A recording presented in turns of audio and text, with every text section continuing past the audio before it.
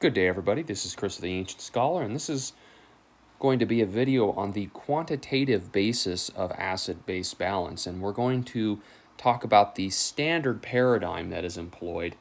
There are other paradigms that are a little more technical, certainly involve more quantitative approaches.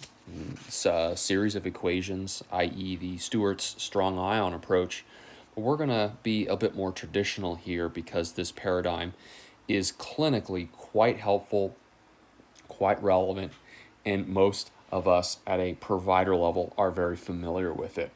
So this is going to start approximately in the year 1880.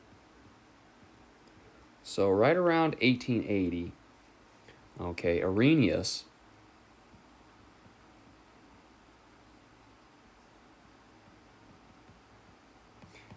started thinking about acids and bases, and Arrhenius stated that an acid, or substances that tend to increase hydrogen ion concentrations or proton concentrations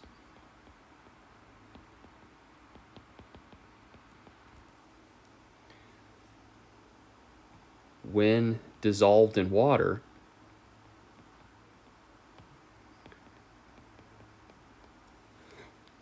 okay, these substances are also known as acids.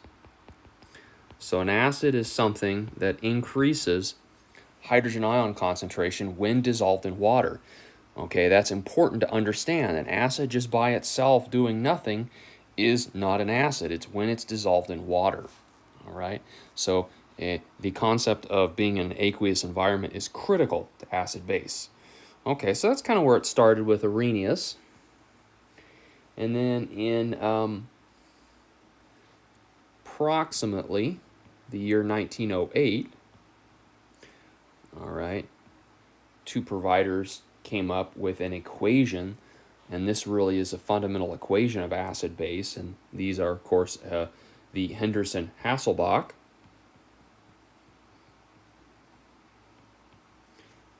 Henderson and Hasselbach.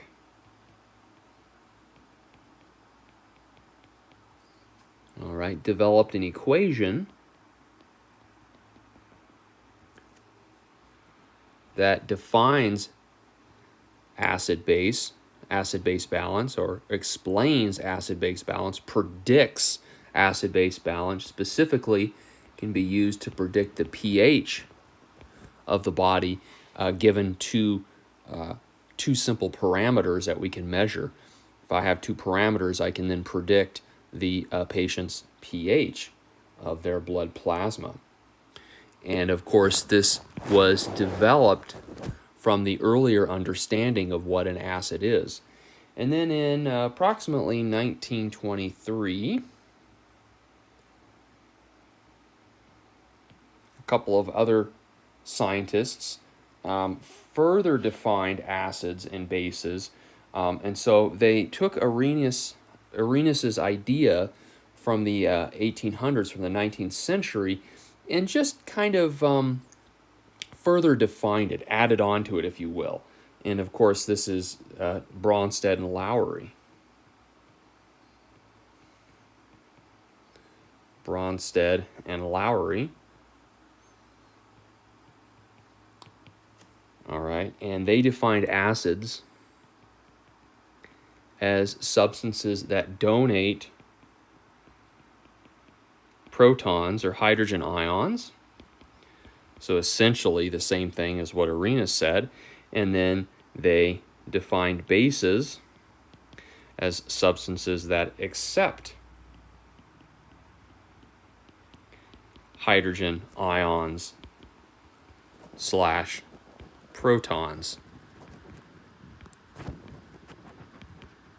/ hydronium ions.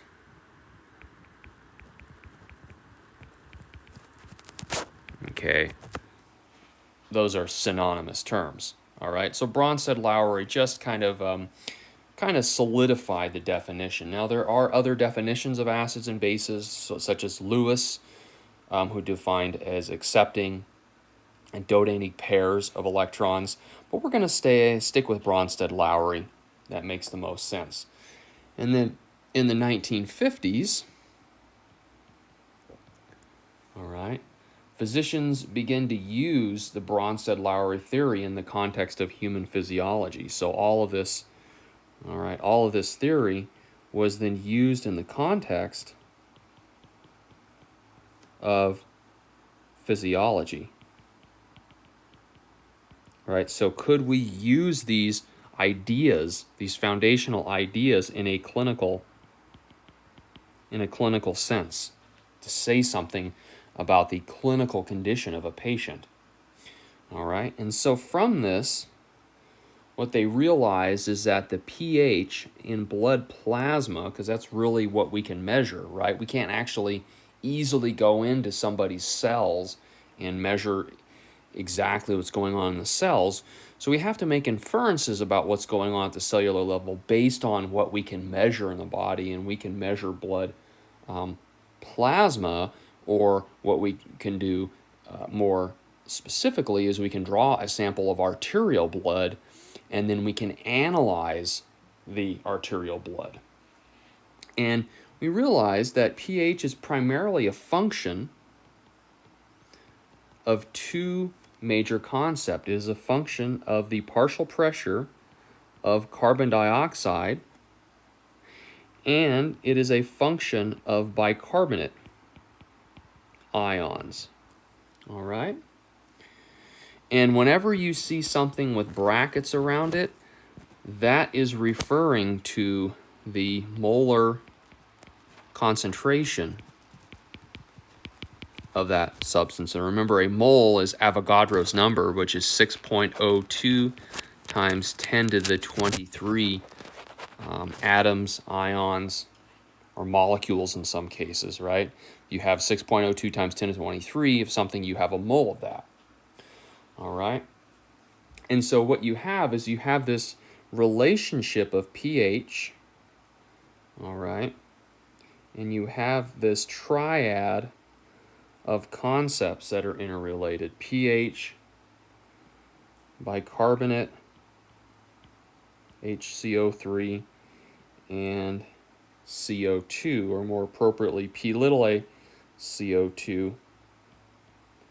All right, and these are all three concepts that are highly interrelated. All right. So now what I want to do is I want to just talk about acids real quick, acids specifically, and there are two major flavors of acids. They're what we call strong acids. And strong acids are acids that dissociate completely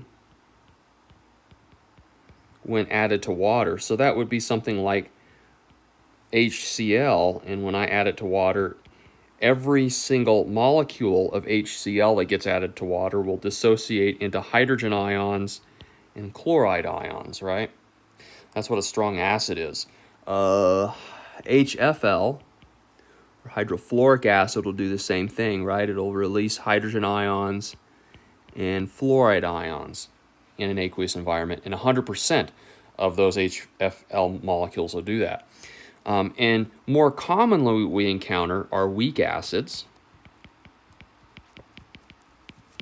And weak acids are acids that do not dissociate completely, right? So these include things like carbonic acid, for example, H2CO3, right? And H2CO3 dissociates into hydrogen ions and bicarbonate ions, but not every molecule of carbonic acid will dissociate, right? Only a certain number will dissociate.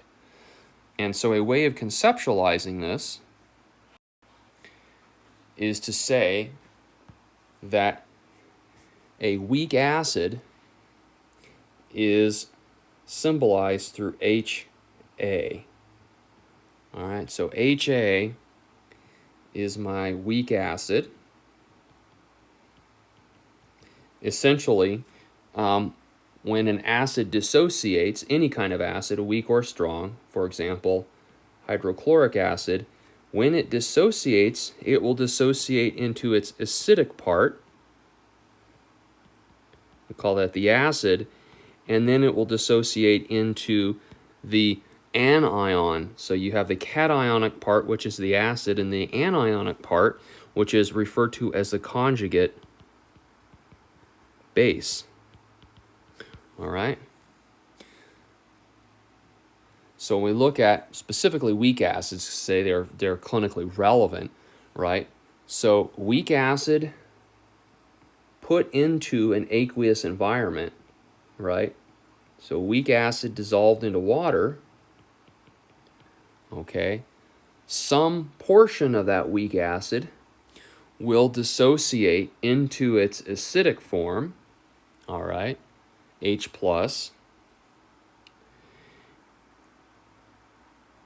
and of course there will be, right, so the acid, the acidic form will, the hydrogen ion will dissociate, and then you will be left with the anion, so the H+, A-, right? So this would be the acid, the conjugate base here, all right? And I will put brackets around all of these because we are talking about this in terms of molar concentration. And because this is a weak acid, right, this is actually an equilibrium reaction, right? It'll attempt to reach some sort of equilibrium. So what I can do, I can then take this concept of a weak acid, HA, when added to an aqueous environment, all right? So some of that acid will dissociate into its acidic form, H+, and its conjugate base form, A-, right? And at the same time, the A- and the H+ can recombine to form the original molecule, right? So these arrows can move in both directions, and there's some equilibrium that this chemical reaction attempts to establish. Now, we don't see that with strong acids. With a strong acid, like hydrochloric acid, the arrow moves in one direction, right? So, for example, when hydrochloric acid dissociates into hydrogen ions and chloride ions, the arrow moves in one direction, and we don't see the hydrogen ions and chloride ions recombining to form HCl. We do not see that occurring with strong acids, only weak acids. All right, so what we can do is we can look at this, and we can take the molar concentrations once equilibrium is met, and we can get a number called the Ka. And the Ka is what we call the dissociation constant. All right, so the Ka is referred to as the acid dissociation constant.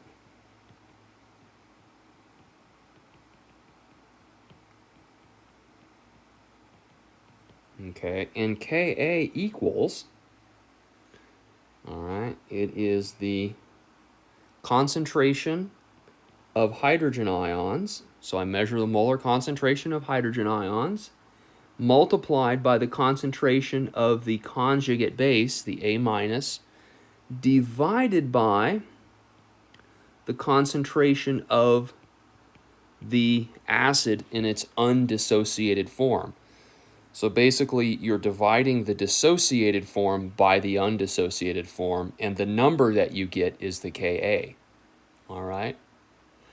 And then what I can do, because we're dealing with molar concentration, is I can take the negative logarithm base 10 of the Ka value.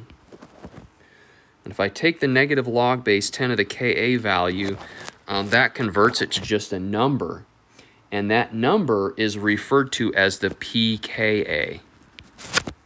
All right, and the pKa tends to be the number that we typically use in a physiological context. But the pKa is simply the negative log base 10 of the dissociation constant.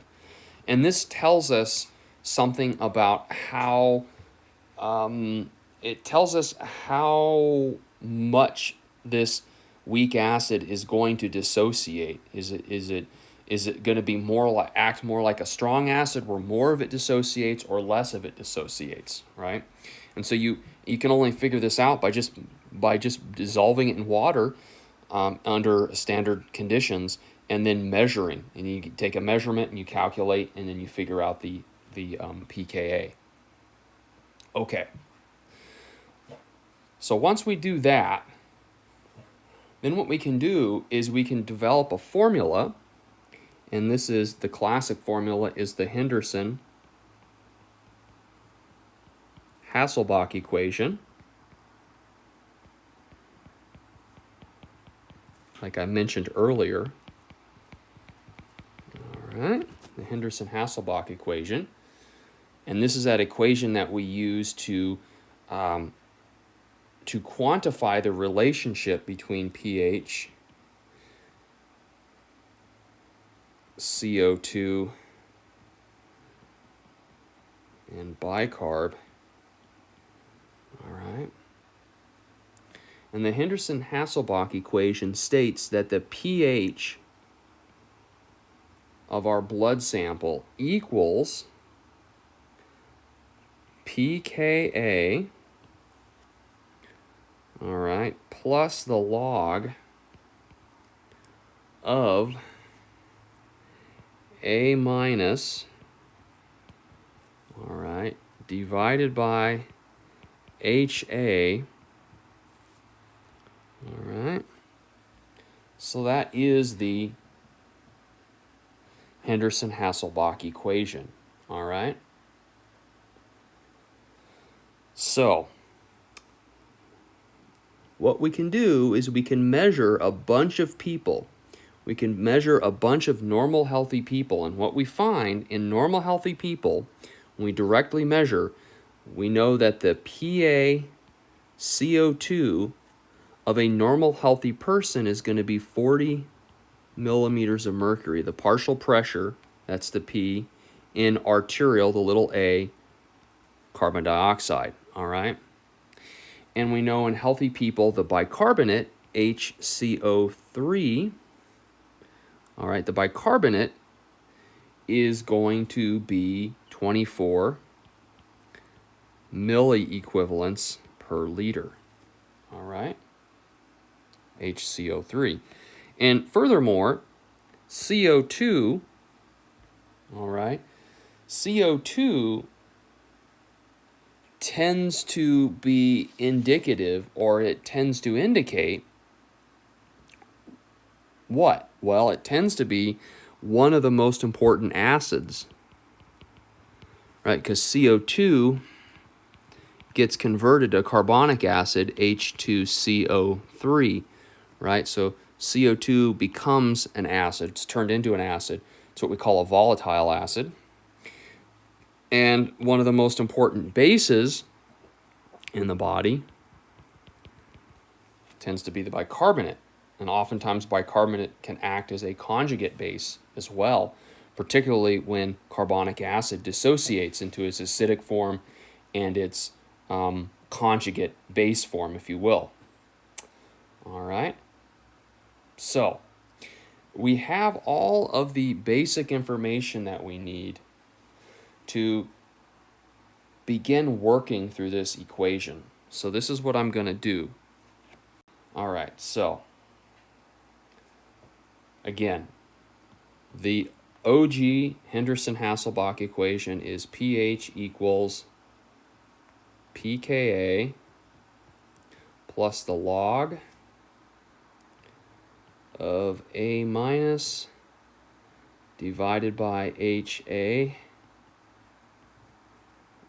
All right. So what I'm going to do is I'm going to rewrite this a little bit. All right, so I'm going to rewrite this as pH equals the pKa plus the log. So A minus is the conjugate base, right? So in human physiology, that is going to be the HCO3, the bicarbonate, right? And then the HA is the undissociated acid, right? It's the undissociated acid, which is PaCO2, right? Which ultimately becomes carbonic acid. So I'm going to rewrite this. So pKa plus the log of, so A minus is the bicarbonate, HCO3, and I'm going to divide that by the CO2, but I need to do something to the CO2 first. So what I'm going to have to do is I'm going to have to use Henry's law.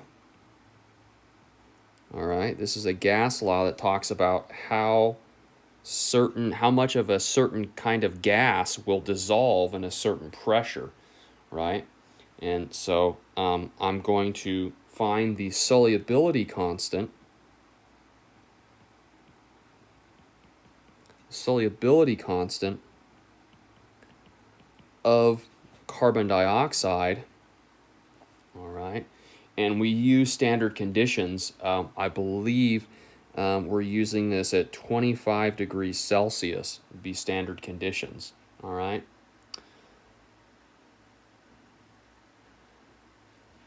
And the solubility constant for carbon dioxide under these conditions is 0.03, all right, multiplied by PaCO2.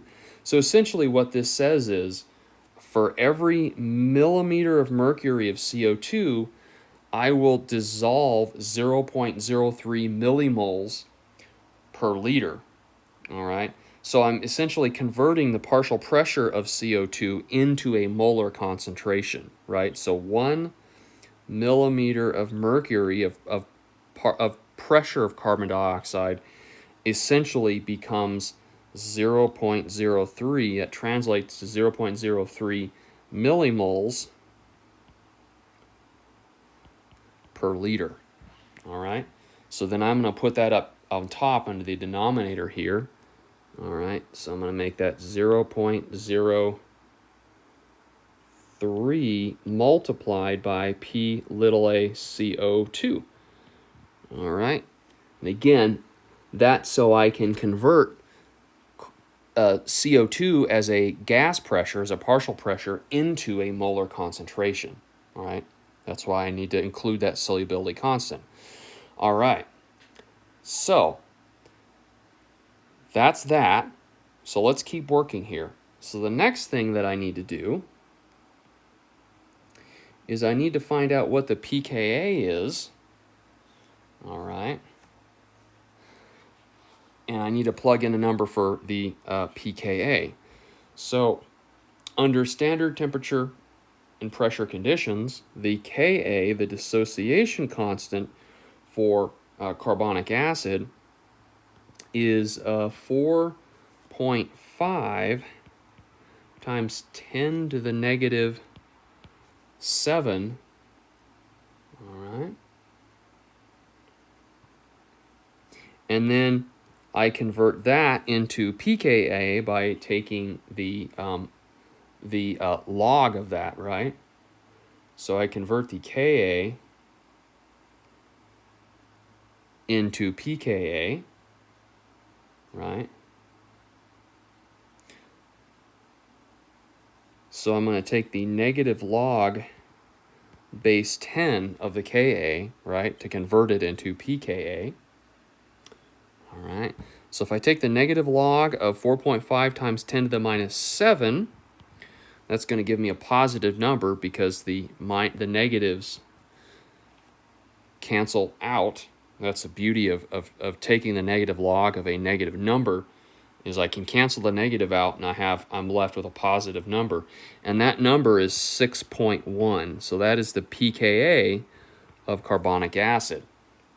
So what I'm going to do is I'm going to rewrite the formula again as pH equals 6.1, right? That's the pKa, plus the log, and we're going with just the log base 10 of, okay, so remember the normal bicarbonate is 24 milliequivalents per liter. So I'm going to stick 24 in up on the numerator. All right. And then the normal CO2 is 40 millimeters of mercury. So in the denominator, I'm going to put 0.03 multiplied by 40. All right. So I now have 6.1 plus the log base 10 of 24 divided by 0.03 multiplied by 40. All right. So then what I'm going to do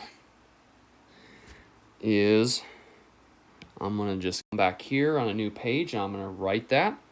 All right. So we plugged all of our numbers. Now we just need to chug things. So pH equals 6.1 plus the log base 10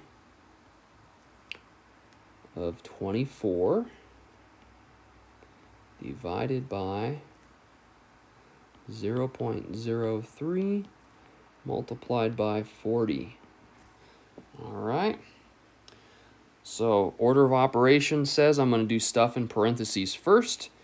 So 0.03 multiplied by 40 gives me 1.2. All right, so I'm going to rewrite this as pH equals 6.1 plus the log base 10 of 24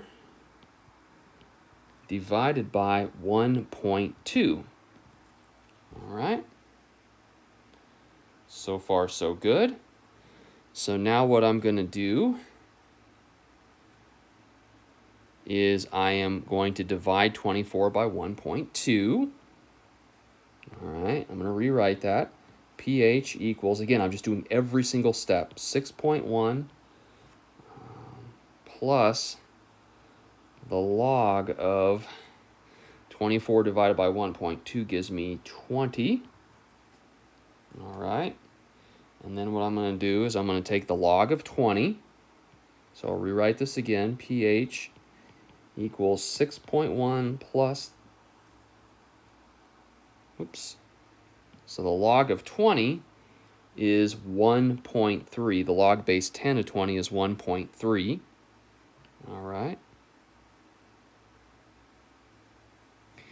And then I'm just going to add 6.1 plus 1.3, and that gives me pH equals 7.40. So a perfectly normal pH in somebody who has normal bicarb of 24 and a normal PaCO2 of 40 millimeters of mercury will have a pH of 7.4 when we solve the Henderson-Hasselbalch equation. And that's how arterial blood gas analysis works, right? We take somebody's blood gas, we measure their bicarbonate, measure their CO2, that analyzer then runs those values through Henderson-Hasselbalch to give us a pH. Right, so this is a critical formula to understand, and hopefully you now understand it a little better as we've worked through the step-by-step derivation, or rather the step-by-step method for solving the Henderson-Hasselbalch equation. And hopefully you better understand the motivation behind this formula and where it comes from and what all of the constants mean. All right, I'm going to cut it off here. Hopefully you found this video interesting and helpful, and as always, take care doing whatever you may be doing. We'll see you in the next video.